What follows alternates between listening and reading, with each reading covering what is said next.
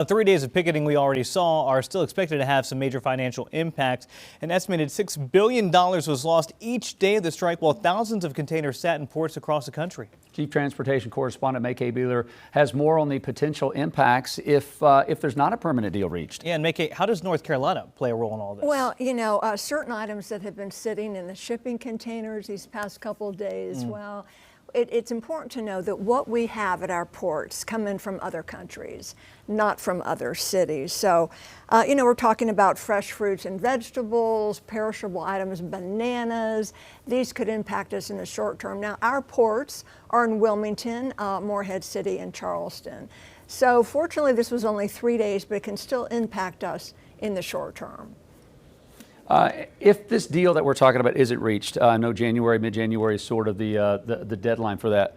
What happens? Like the goods specifically, how does that domino effect? So there could be a shortage. Now we do want people to know, because I think this week, I don't know if you've gone to the grocery store and tried to get toilet paper. I know apparently some people were freaking out a little bit and hoarding toilet paper. They thought that was going to be a shortage.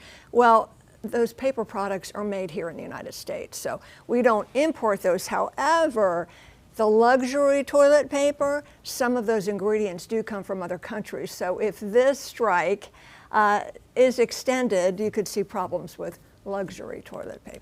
Ah, okay, luxury toilet paper. And May, also, we know that some of the stuff you talk about, the fruits, vegetables, those may already be expiring, have gone bad already, right? Yeah, absolutely, because they've been sitting in containers for 3 days now. So there could be a shortage of that now in the near term.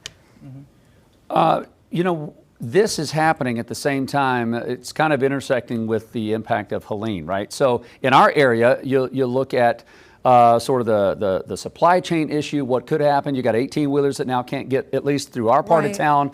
In our area, even down in Waxhaw, we were told, like at a Harris Teeter, toilet paper was gone because people were all wanting to donate to the Helene victims that had nothing to do with the port strike. But if these two things intersect, this is not good timing for either. It is not good timing for either. And you're going to ask, well, did this strike, even though it was temporary, or if it is extended, could it affect folks impacted by Helene? Experts say no, not really, because they're not getting goods delivered directly by a ship.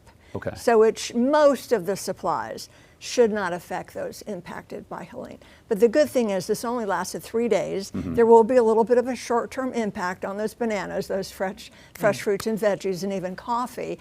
But let's hope in January that it is settled. Also, I do want to let you know car parts. So South Carolina, the BMW plant, they import a lot of car parts. So in the near term, that will affect the BMW plant and other plants like that who depend on imports.